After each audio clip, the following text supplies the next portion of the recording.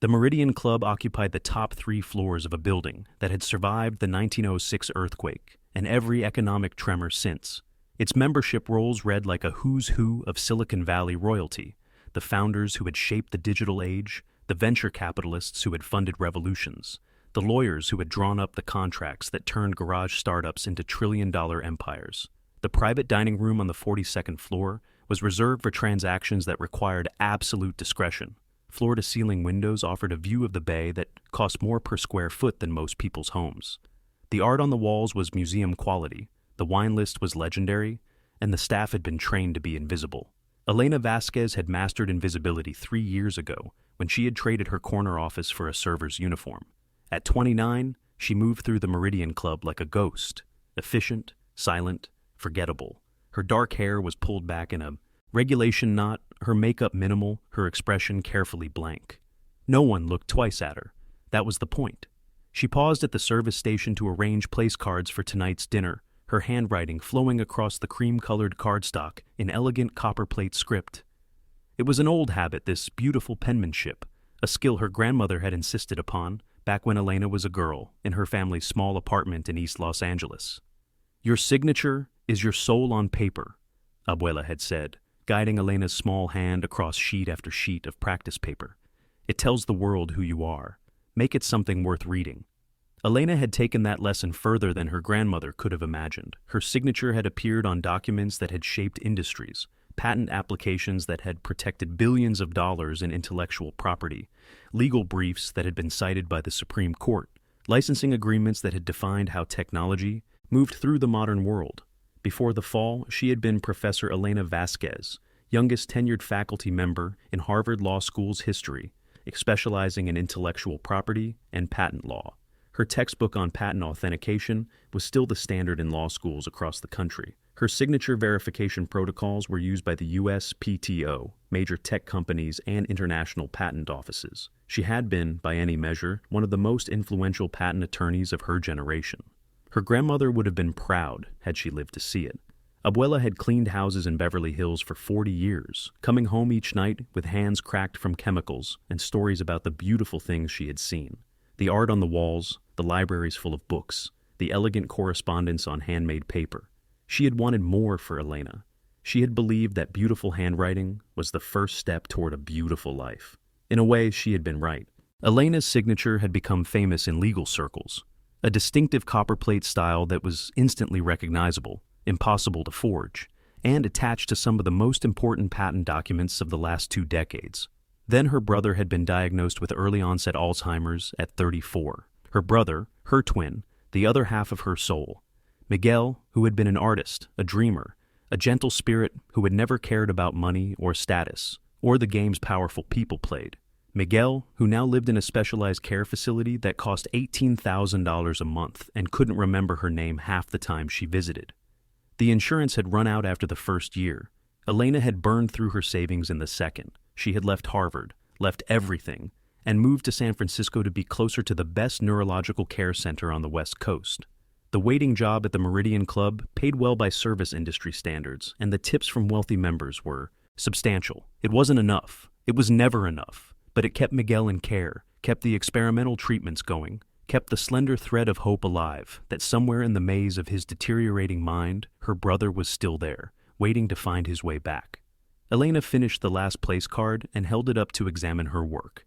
The name Richard Castellano flowed across the cardstock in perfect copperplate, the kind of handwriting that had once commanded respect in boardrooms and courtrooms around the world.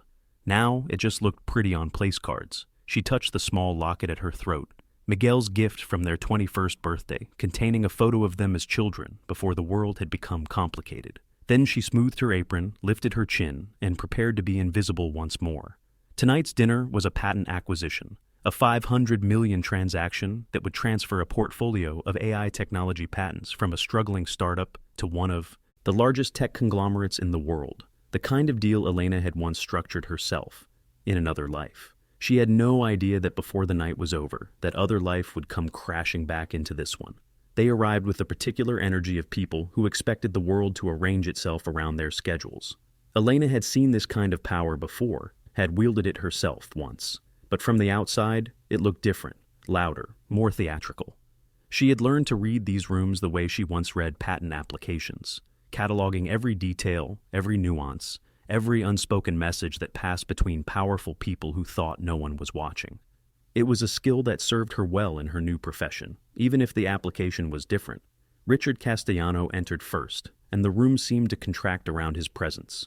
CEO of Prometheus Technologies, one of the most aggressive acquirers in Silicon Valley. Mid-50s, silver-haired, with a smile that never quite reached his eyes. He wore his success like a weapon, the custom suit, the $50,000 watch, the casual confidence of a man who had never been told no.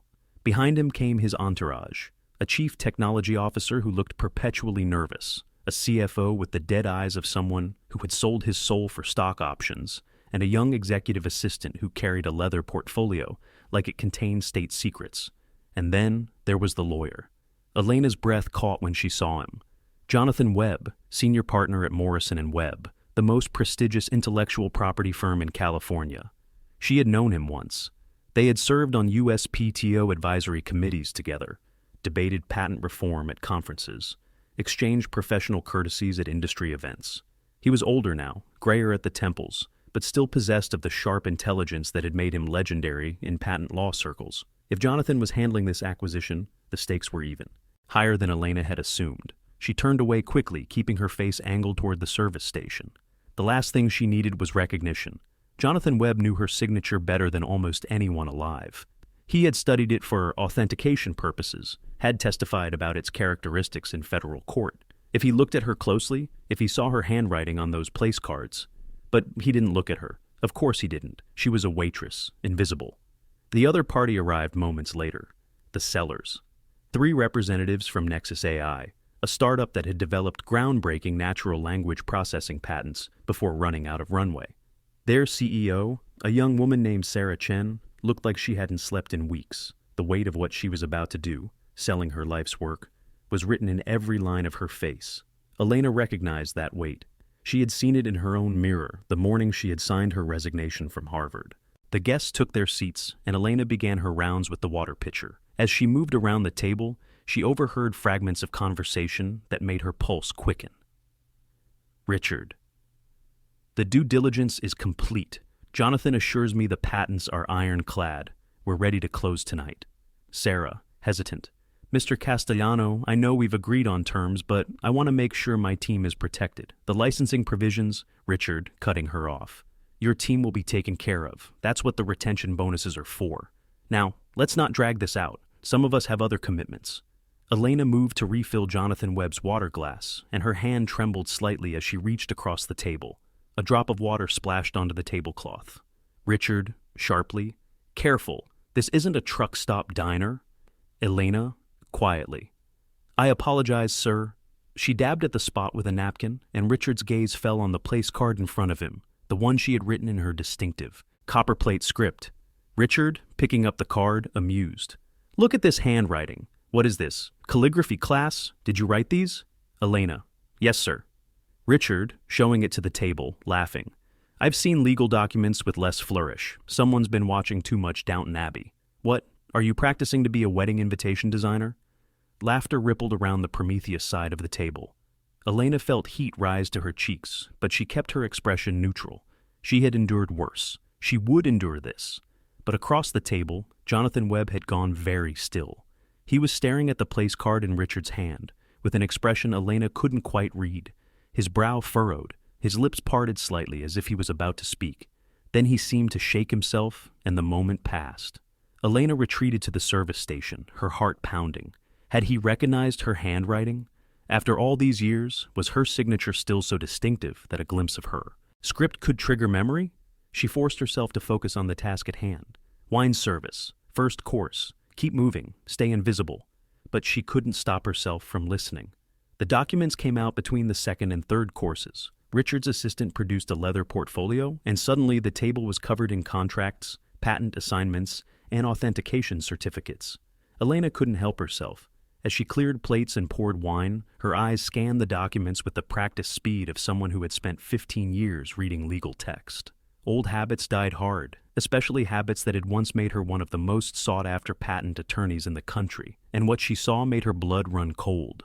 The patent portfolio being sold contained 12 core patents related to natural language processing. Elena recognized several of them. She had followed Nexus AI's work from afar, impressed by their innovative approach to machine learning. These patents were legitimately valuable, potentially worth far more than the $500 million being offered. But mixed in with the legitimate patents were three others. Patents that Elena had never seen in any Nexus AI filing. Patents whose documentation style was subtly wrong. The formatting slightly off. The claim language structured in ways that didn't match USPTO standards. And the signatures on the authentication certificates were forgeries. Elena knew this because she had written the book, literally, on patent signature authentication. She had developed the protocols that the USPTO used to verify document authenticity. She could spot a forged patent signature the way a master sommelier could identify a corked wine. The signs were subtle but unmistakable to her trained eye. The baseline of the examiner's signature was too consistent. Real signatures varied slightly with each stroke, responding to the texture of the paper and the writer's physical state. These signatures had the mechanical uniformity of stamps or digital reproduction. The ink aging was wrong as well. Documents supposedly filed years apart showed identical ink oxidation patterns, a physical impossibility unless they had been created at the same time. And the paper fiber orientation, visible under the dining room's carefully positioned lighting, suggested a different manufacturer than the USPTO used for official documents. The three suspicious patents appeared to cover foundational AI architecture, the kind of broad, fundamental technology that would give Prometheus Technologies a stranglehold over the entire industry. If these patents were legitimate, they would be worth billions. But they weren't legitimate. They couldn't be. Because Elena recognized the technology they described. It was based on research from a Chinese AI lab called Horizon Technologies, research that had been published openly, making it unpatentable. Someone had taken public domain technology, dressed it up in fraudulent patent documentation, and slipped it into the Nexus AI portfolio. Sarah Chen's face told Elena everything she needed to know. The young CEO was staring at the documents with barely concealed confusion. She didn't recognize those three patents because they weren't hers. Someone had added them to her portfolio without her knowledge. Elena's gaze shifted to Richard Castellano, who was reviewing the documents with the satisfied expression of a predator closing in on prey. And suddenly, the picture became clear. This wasn't just an acquisition. It was a trap. Prometheus would acquire the Nexus AI portfolio, including the three fraudulent patents. They would then use those patents to sue competitors, claiming broad ownership of fundamental AI technology. The lawsuits would drag on for years, and by the time anyone proved the patents were fraudulent, Prometheus would have established market dominance that would be impossible to challenge. And Sarah Chen, the woman who was about to sign these documents, would be left holding the bag. When the fraud was discovered, she would be the one who had sold fraudulent patents. Her reputation would be destroyed. Her team would be implicated. Prometheus would claim they had been deceived by the seller, and Sarah would have no way to prove otherwise. It was elegant. It was ruthless, and Elena had about 20 minutes to decide whether to let it happen. She retreated to the service station, her mind racing. She could stay silent. She could remain invisible. She could let these powerful people play their games and go home to her small apartment and her mountain of bills and her brother, who was slowly forgetting she existed. Or she could do what she had spent her entire career doing, protect the integrity of the patent system from those who would corrupt it for profit. The choice should have been simple. It wasn't. Elena stood at the service station, her hands gripping the edge of the counter so tightly her knuckles went white. She thought of Miguel sitting in his room at the care facility, sometimes remembering to eat only when someone reminded him, sometimes forgetting that their parents had passed away years ago and asking when they would visit. She thought of the bills, the relentless, crushing weight of $18,000 a month, plus medications, plus specialists, plus the experimental treatments that insurance wouldn't cover, but that offered the faintest hope of slowing the disease's progression. She thought of her bank account, dwindling despite the double shifts and the generous tips and the fierce economy she practiced in every aspect of her own life. If she spoke up, she would be exposed. Jonathan Webb would recognize her. The legal community would learn that Professor Elena Vasquez, author of the definitive textbook on patent authentication, had been working as a waitress for 3 years. Her colleagues would pity her. Her enemies would gloat. The careful anonymity she had built would be shattered. But if she stayed silent, an innocent woman would be destroyed by a scheme she didn't even know existed. Fraudulent patents would corrupt a system Elena had spent her life protecting, and the predators would win, as they always seem to win, because the people who could stop them chose comfort over courage. Elena thought of her grandmother, guiding her hand across practice paper. Your signature is your soul on paper. Make it something worth reading. She thought of Miguel, lost in the fog of his disease, unable to advocate for himself. She thought of Sarah Chen, about to sign away her future without knowing the trap that had been set. Elena straightened her apron, took a deep breath, and walked back into the room. The signing ceremony had begun. Richard's assistant was distributing documents, and Sarah Chen had a pen in her hand, poised over the first signature line. Her hand was shaking slightly, the tremor of someone about to make an irrevocable decision. Richard, right there, Sarah. One signature and your financial problems are over. Your team gets their bonuses. Everyone wins. Sarah's pen touched the paper. Elena, I wouldn't sign that if I were you, Miss Chen. Every head in the room turned toward her.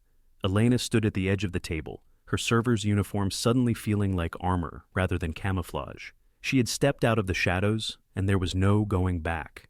She felt the weight of their stares, the disbelief, the confusion, the reflexive dismissal of someone who had just violated every rule of their carefully ordered world.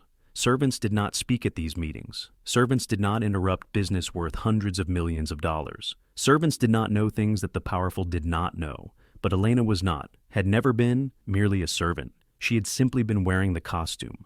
Richard, incredulous. Excuse me? Elena, the portfolio you're about to acquire contains at least 3 fraudulent patents. If Ms. Chen signs these documents, she will be legally liable for selling intellectual property that doesn't legally exist. The room erupted. Richard's face flushed crimson. His CFO started sputtering objections. Sarah Chen looked like she might faint.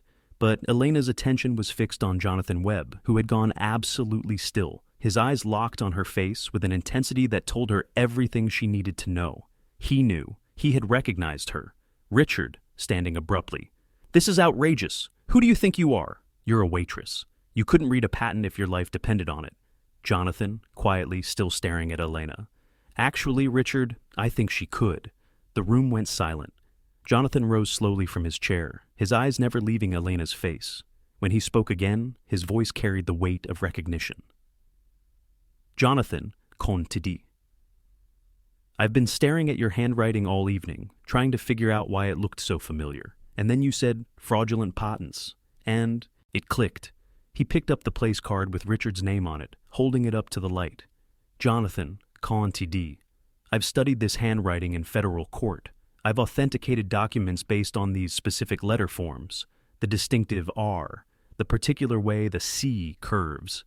He turned to face Richard, and his expression was something between wonder and horror. Jonathan, comme tu dis.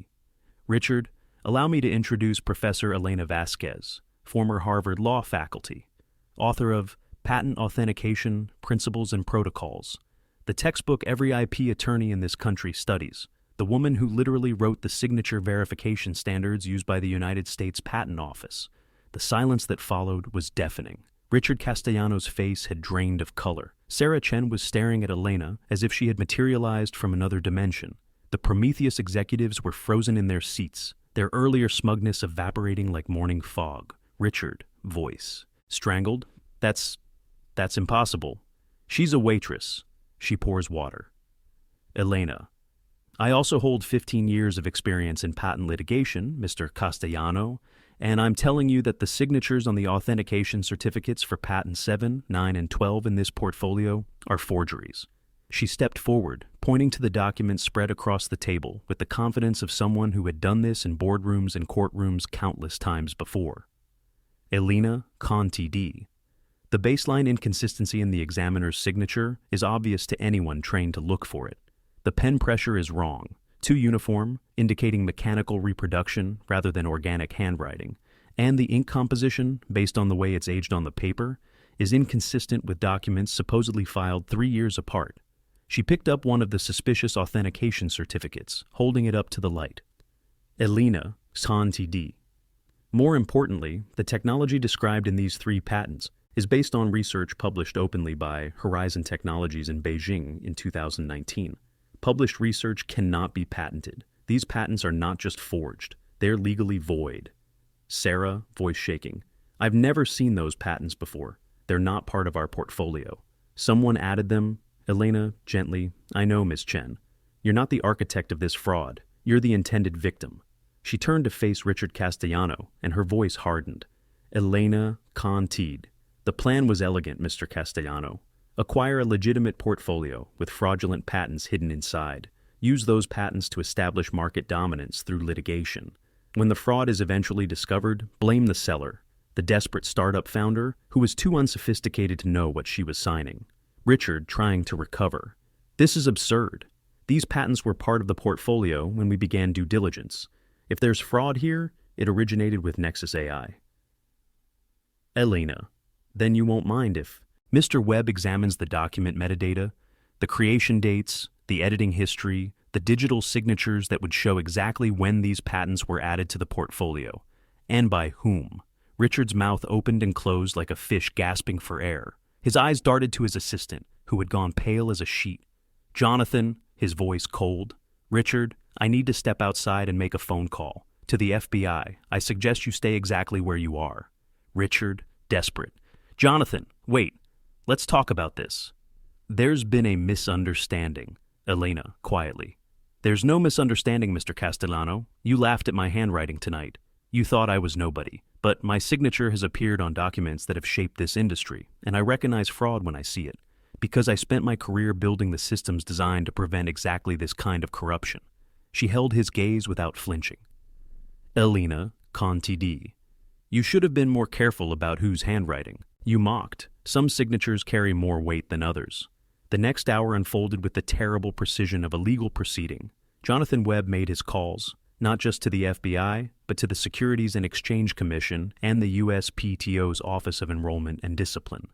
Richard Castellano sat motionless in his chair, watching his empire crumble with each new phone conversation. His assistant broke first, offering to cooperate in exchange for leniency. The story that emerged was even worse than Elena had suspected. The fraudulent patents had been created by a network of corrupt examiners and forgers, with Richard as the mastermind.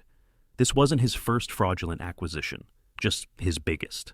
The CFO tried to distance himself, claiming ignorance. The CTO simply stared at the table, his career in ruins. Only Richard maintained his defiance, insisting that there had been a misunderstanding, that the waitress, he still called her the waitress, had misinterpreted what she had seen. No one believed him. The evidence was too clear, the exposure too complete.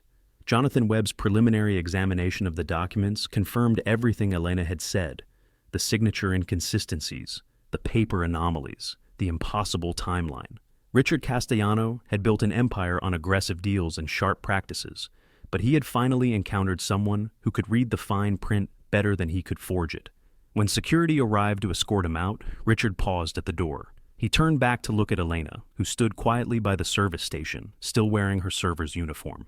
Richard, with venom, a waitress. I was brought down by a goddamn waitress. Elena, no, Mr. Castellano. You were brought down by your own fraud. I just happened to be the one who noticed. She held his gaze until security led him away. The door closed behind him with a soft click that sounded like a gavel falling. Sarah Chen sat alone at the table, surrounded by the documents that had nearly destroyed her. Tears were streaming silently down her face, not tears of sorrow, but of relief. She had come within moments of signing her name to a fraud that would have ended everything she had worked for. Sarah, looking at Elena, I don't understand. Why would you help me? You don't know me. You were just... Elena. I was just the waitress, I know, but I was also someone who spent her career trying to protect people like you from people like him. Old habits die hard. The room had emptied of everyone except Elena and Jonathan Webb. The FBI had taken statements. The documents had been collected as evidence. Sarah Chen had left with her patents, her real patents, and a promise to restructure the deal with a legitimate buyer. Jonathan stood by the window, looking out at the San Francisco skyline. When he finally turned to face Elena, his expression was a complex mixture of admiration and sorrow. Jonathan, 3 years, I looked for you, you know. When you left Harvard, you just disappeared. No forwarding address, no professional contacts. It was like you had never existed. Elena. That was the idea. Jonathan. Why? You were at the top of the field, the youngest tenured professor in Harvard law history. Your textbook is still required reading in every IP program in the country. Why would you walk away from all of that to pour water? Elena was quiet for a long moment. Then she reached into her collar and pulled out the locket, Miguel's gift. Elena, my brother, my twin, he was diagnosed with early-onset Alzheimer's 3 years ago. He needed specialized care, the kind that costs more than a professor's salary can cover, the kind that requires someone nearby to advocate for him when he can't advocate for himself. She opened the locket, showing him the photograph inside. 2 children, mirror images of each other, grinning at the camera with the uncomplicated joy of youth. Elena commented, Miguel was an artist, a painter. He used to say that I dealt in the language of law, and he dealt in the language of color, but we were both just trying to tell stories. Now he can't hold a brush anymore. Most days, he can't remember that he ever could. Her voice caught slightly, but she pushed through. Elena, Contidi. I gave up my career because my brother needed me more than the legal profession did. I took this job because it pays well enough to keep him in care and flexible enough that I can visit him 3 times a week. Some days he knows me, most days he doesn't. She closed the locket and tucked it back beneath her uniform. Elena, Contidi. But I'm still his sister. I'm still the person who will fight for him when he can't fight for himself. That's not something I could do from Cambridge. Jonathan was silent for a long moment. When he spoke again, his voice was rough with emotion. Jonathan, you gave up everything, and tonight you risked your anonymity, your safety, to protect a woman you'd never met from a fraud you could have easily ignored. Elena, I couldn't ignore it. The patent system exists to protect innovation, to ensure that creators benefit from their work. When people like Richard Castellano corrupt that system, they don't just steal money, they steal the future. They steal the next breakthrough that some inventor in a garage is working on right now. She walked to the window, looking out at the city lights spread below them like scattered diamonds. Elena Contidi. My grandmother cleaned houses for 40 years, so I could have opportunities she never had. She taught me that my signature, my word, my integrity, was the most valuable thing I owned. I wasn't going to let Richard Castellano teach me to value it less. She turned back to face Jonathan, and there was steel in her eyes that hadn't been there before. Elena Contidi. I may pour water for a living now, but I still believe in what I spent my career building. Some things are worth protecting, even when it costs you everything. Jonathan walked to the table and sat down heavily, as if the weight of the evening had finally caught up with him. But when he looked at Elena, his eyes were bright with purpose. Jonathan, I need you to come back. Elena, Jonathan, not to academia, to practice. Morrison & Webb is establishing a new division, patent authentication and fraud prevention. We need someone who can do what you did tonight, someone who can look at a document and know immediately whether it's legitimate. He leaned forward, his expression intense. Jonathan, Contidi. Elena, you literally wrote the book on this. There is no one more qualified, and after tonight, there will be no one more respected. What you did in this room is going to be talked about in legal circles for years. Elena, quietly, I can't relocate. My brother. Jonathan, you won't have to. We're headquartered in San Francisco. You'd be 10 minutes from his facility, and... He paused, choosing his words, carefully. Jonathan, Contidi. The salary for this position is $1.2 million annually, plus bonuses tied to successful fraud prevention. And if there are medical expenses, for anyone, we have relationships with every major care facility on the West Coast. Your brother would receive the best treatment available, fully covered. Elena felt the world shift beneath her feet. For 3 years, she had been drowning, working double shifts, watching her savings evaporate, lying awake at night wondering how long she could keep Miguel in care before the money ran out. And now, in a single evening, a door was opening that she had thought was closed forever. She thought of the last 3 years, the exhaustion, the loneliness, the constant fear.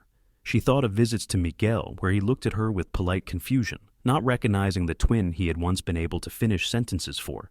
She thought of the nights she had cried herself to sleep, wondering if she had made the right choice, for if her sacrifice was worth anything, if the world would ever see her as anything other than the waitress pouring water at the Meridian Club. Tonight she had her answer. Elena, I have conditions. Jonathan, smiling slightly, I would expect nothing less from you. You always did negotiate harder than anyone I knew. Elena, full independence. I report to you directly. not to partners who might want to suppress findings that embarrass powerful clients. And I want to establish a pro bono program for small inventors and startups who can't afford to defend their patents against predatory corporations. The people who create real innovation shouldn't be crushed by those who can afford better lawyers. Jonathan Dunn.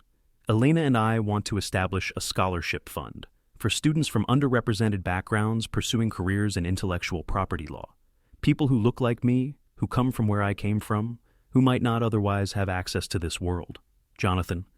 What would you like to call it? Elena thought of her grandmother, teaching her the copperplate script that had started everything. She thought of Miguel, who had always believed in her even when she stopped believing in herself. She thought of the signature that was her soul on paper, the soul she had never stopped being, even when she had traded her corner office for a server's uniform. She thought of all the young people out there who looked like she had looked, who came from where she had come from, the children of immigrants, the first in their families to dream of law school, the ones who had been told their handwriting was too fancy and their ambitions were too big. Elena. The Vasquez Foundation for Invisible Voices. Jonathan extended his hand. Elena took it, not as a servant, not as an invisible woman, but as a colleague, a professional, a scholar reclaiming her place in a world that had never stopped needing her. She thought of Abuela, who had never lived to see her granddaughter become a Harvard professor, but who had given her the gift that made it all possible. The beautiful handwriting, the belief that details mattered, the conviction that a person's signature was their soul on paper. Tonight, that signature had saved a woman from ruin and exposed a fraud worth hundreds of millions of dollars. Tonight, the invisible woman had become visible again, and she was never going back to the shadows. Jonathan. Welcome back, Professor Vasquez. The legal world has missed you. Elena, with the first genuine smile she had allowed herself in 3 years. I've missed it too.